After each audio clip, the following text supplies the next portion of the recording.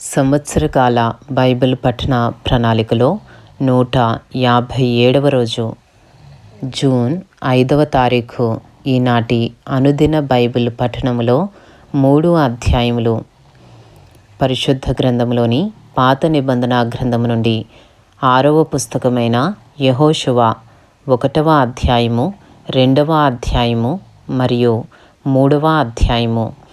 ఈనాటి భాగంలోని 3 అధ్యాయములలో మొదటి అధ్యాయము పరిశుద్ధ గ్రంథములోని 6వ పుస్తకమైన పాత నిబంధన గ్రంథములోని యెహోషువ ప్రారంభము. యెహోషువ 34 అధ్యాయములలో మొదటి అధ్యాయము, అందులో ఉన్న 18 వచనములు. యెహోవా సేవకుడైన మోషే మృతి నొందిన తరువాత యెహోవా నూను కుమారుడును మోషే పరిచారకుడునైన యెహోషువకు ఈలాగు సెలవిచ్చెను.